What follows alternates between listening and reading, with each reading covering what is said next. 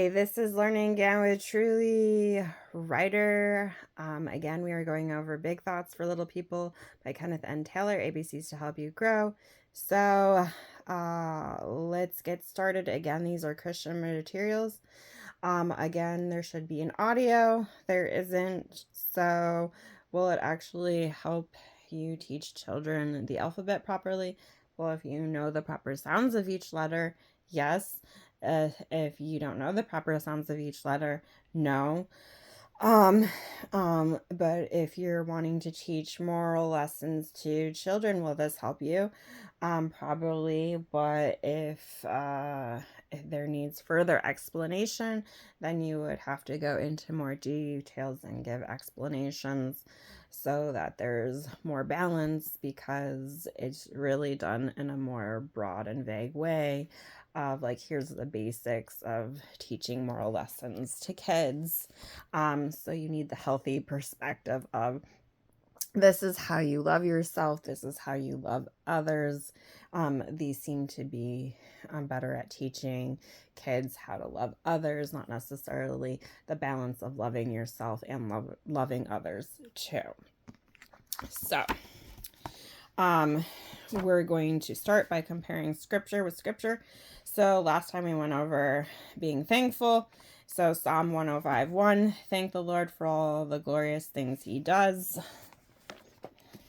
And then they reference the Living Bible. It is a paraphrased Bible.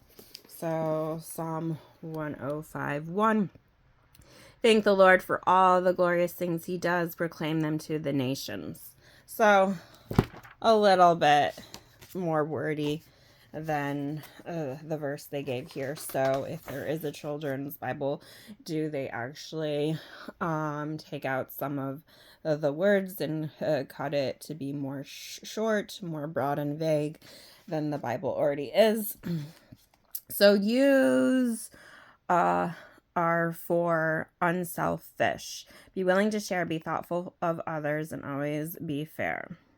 A selfish person wants the first turn, the biggest cookie, and the best of everything. But an unselfish person is willing to let others go first or have the biggest cookie. When you share with your friends, you have more fun together. Sometimes it is difficult, but God wants us to be unselfish. So that is the best thing to do. It is better to please God than to please ourselves. One good thing about sharing is that an unselfish person is happier than a selfish person. Okay, who is riding a unicycle? Well, it looks like that. That bear. Okay. Does God want us to be selfish or unselfish? Obviously, the paragraph said unselfish. Can you think of some ways you can be unselfish? Well, in high school, being selfish versus unselfish went through my head, and someone asked to borrow a colored pencil. And I was like, I put a stipulation on it. Okay, you can borrow this pencil as long as you return it when you're done with it. And I expected that individual to return it. I didn't write on a piece of paper who borrowed the pencil. I was just like, okay, borrow it. When you're done, return it. Well, they never returned the pencil to me. And, when you have a set of colored pencils, and there's the color red, or something, or orange red, it's a specific color. You want all the colors back in your thing. And so I realized, oh my gosh, they never returned my pencils back that they borrowed, or the one that they borrowed for some reason. So they broke the stipulation of borrowing the pencil. So at the time I was like, if I don't let someone borrow my pencil, am I being selfish? I thought so. So I let them borrow it. But again, they didn't do their due diligence and return it to the owner. And so it was like, oh, it was a mistake to let that person borrow my pencil, because they weren't responsible in returning it to the owner of the pencil, because you kind of need it as a set. If there's a missing color, you really do need the set. So I was very mad, very discouraged. I felt like this person who went to a Christian school, they were a liar. They're not a Christian at all. I was like, why are they going to this school? They don't act like a Christian at all. They refused to return my pencil, because that happened with a bunch of pens. Like in class, there were times where people were like, can I borrow a pen? And then after class was finished, if I didn't get after that person and be like, can you please give me my pen back? They just walked off with my pen. And it was like, you didn't come with the proper equipment in school to take notes for class. You know, if you asked to borrow the pen, not to keep the pen, it should be up to you, really, because it's like you asked to borrow it. That means at the end of class, you give the pen back to the person. You're like, thank you for letting me borrow your pen because we're in this class together. And then you go to the next class, and whoever you're sitting next to, do you have an extra pen I can borrow? And then you return it to the individual. That shows decency and respect. So literally, I got tired of people borrowing my stuff because they never returned it to me. They said they would borrow it. They didn't say, could I have the pen? Could I keep the pen forever? Or the pencil forever. They never said that. They said, could I borrow it? Borrowing is different than keeping, okay? So it made me very annoyed, where I was trying to do the Christian thing and share, with others. And it's like, okay, well, I need these pens. I was fine sharing as long as they returned it, because that was like kind of how I did it. Eventually the ink goes out of all the pens, So it is what it is, but literally, my Christian high school people that I went to school with, they had zero respect for me when it came to borrowing my stuff. So in the end, it seemed like, yeah, maybe it's okay to be selfish at times, because if everyone's irresponsible with your stuff and they're not willing to give back, a pen back to you or a pencil back to you, and they want to keep it forever, when they told you, can I borrow it? They didn't say, oh, I'm going to steal it from you. Like, obviously you're going to say no. But it's like, if that was their intention to steal, then they're a liar. They're not a Christian. They should have never been put in a Christian school, because they're a freaking liar. So, I tried to share with others, but literally no one wants to share anything with me. So, it was like a one-sided relationship with everything. Can I borrow this? Can we do this? Da da da da da. It's like, okay, you're really not my friend, because I'm the one that calls you all the time. So I was sharing my time with other people, and it was really ended up being a waste of time. I shouldn't have called people on the phone. I should have just not called anyone ever, because it's like they didn't value having a long distance relationship with me anyways. They didn't want to talk to me. So it's like, I should have admitted the truth in high school. No, you don't have any friends, because no one wants to call you and have a two-sided relationship with you. You're on your own, girl. So that's what I should have done. But it took years to get to that point where it's like, oh, I don't have any friends. I have stuffed animals or stuffed pets that were never a living being, that are in the shape of these different forms of pets, or, stuffed animals or whatever, that represent, like wild animals or whatever. Those are my only friends. Myself is my only friend. I don't have any real friends because everyone was selfish with me. They didn't value spending time with me. They didn't value having fun with me. They didn't value having real conversations with me. So I'm by myself. So I tried to share. I tried to be genuine. I tried to be loving. I tried to be caring. But at the end of the day, like, if you're the only one that cares about the relationship, having a real conversation, doing different activities, it's like, oh, okay, you have to accept that you're really alone. So it is what it is. So this Bible verse, don't think only of yourself, try to think of other people too and what is best for them. 1 Corinthians 10:24. Okay, well, I did that and it didn't work. People didn't care about me too. So it's like, it is what it is, you know? The world has become completely selfish, and people who claim to be Christian, they're not Christian.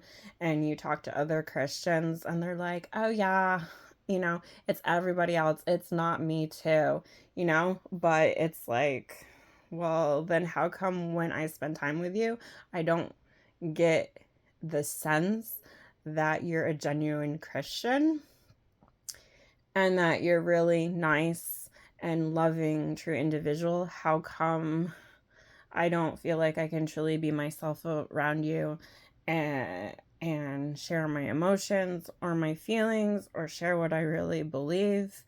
You know, like, if you're such a loving person, why don't all my opinions matter even if you disagree? Um, so it's just like, I'm sorry. I don't really think we're real friends, even though you say it. Like, you're completely fine. Not knowing me at all is basically the gist I get from certain individuals all the time. And they're more than happy to spend time with other people, and no one really wants to spend time with me because I've gone through a lot of negative experiences, and people don't want to hear about any of the negative experiences because apparently their experiences are all 100% positive and they never experience any true negativity. Yet they claim to go through different negative experience, but it must not be on an extreme level of negativity.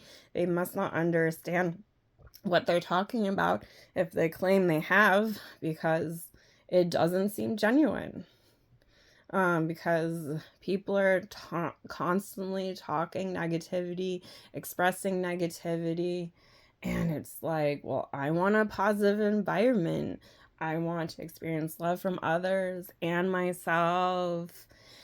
And it's just like, no matter what you do, it's one-sided. So like, for me, I have to shut my mouth when other people are around me. Shut up, keep the peace. Don't express your opinions, your viewpoints, your perspectives, your ideas, or your thoughts, because people don't want to know, is basically everyone's attitude towards me for some reason. So I'm just like, okay, I don't know why I'm here. No one really wants me around. So it's like, okay, it is what it is. And it is hurtful. It is emotionally painful to feel alone the majority of the time. So part of what has happened is my emotional heart has become numb, because after years and years and years of no one really caring about you, they say it with their words, but then with other words and actions and behaviors, like, it demonstrates, like, no, we really don't care about you, we really don't love you, we don't care about your needs getting met, like, we don't care at all, we just say the words only, and they think that's good enough. And it's just like, okay, well, it's not, because you need love demonstrated through to you. You need to experience love with kind words, with actions, with behavior. Need it all to go together so that that person will believe that they are really loved and cared about. It can't just be say the words only. And that's what everyone does. They say the words only. They don't really behave in a way that it's like, I'm so glad that you are alive and you exist, and I value you as an individual. And so it's like it is what it is, and I really don't know what's going on. I'm trying to figure it out. But I really did try to be loving and kind and unselfish. And the reason why I wanted my pens or my pencils back was like, well, the pencils, they came in a set. And it's like, well, you may need that color at some point, or you may want to use that color, you know? And then the pens were, it's like there were so many people borrowing my pens every day that it's like, okay, if you didn't if you didn't have an unlimited supply of money, you would basically everyone would end up taking all your pens, and you wouldn't have the proper materials to be able to do your homework and stuff like that. So it was like, yeah, you can use it for a time, but I need the pen back, right? So it was what it was, because I didn't have an unlimited supply of money. So if you have an unlimited supply of money, or you have the ability to replace that pencil when anyone borrows a pencil, you'd be like, okay, someone borrowed this, they didn't return this, can I have this color, you know? And you could go to the store and specifically be like, I need this brand and this color, and then it wouldn't be a problem, and I'd be like, yeah, sure, keep it, you know? Yeah, you borrowed it, keep it, whatever. You know, I can just go to the store even though it's out of my way. So that would have been more annoying and irritating, because like people aren't going to the store and getting stuff for free. But it's like, you know, that if things were free, then I would have just been like, okay, I need this replaced. I realize this is missing. And they'd be like, here you go. You know, that'd be awesome. And then everyone can buy your stuff and keep it and never return it, because you can just keep replacing everything, right? But then there'd probably be some things like your computer, your hard drive. It's like, well, if you worked on things, if you worked on stories, yeah, you're not just gonna give your computer away. You'd be like, just go to the store and get one for free, right? You know? So it is what it is. I tried to be unselfish. I tried to be loving. I tried to be kind and thoughtful of others. But it really felt like no one was genuine with me, because when I like truly thought about like, hey, can you borrow a pen? Okay, I was like, my intention was, I want you to feel loved as you're borrowing the pen or the pencil. I want you to know that I actually care and love you and care about you and love you. And, you know, and so it's just like, please be respectful and at least have the decency to love me back and return my items to me, because, you know, I could be tired, I may forget. And it's like, well, they didn't care to be responsible people and make sure I got my stuff back, is basically how it went. So it's like, like the golden rule was do unto others as you would have them do unto you. Well, how come when I was unselfish, when I was loving towards others, how come people didn't love me back? How come they didn't return that love at the very least? You know? So they must have not thought I was being loving or kind at all, that I really hated them when they borrowed my pen or my pencil. They must have thought I really hated them when I called them up and wanted to have a conversation with them.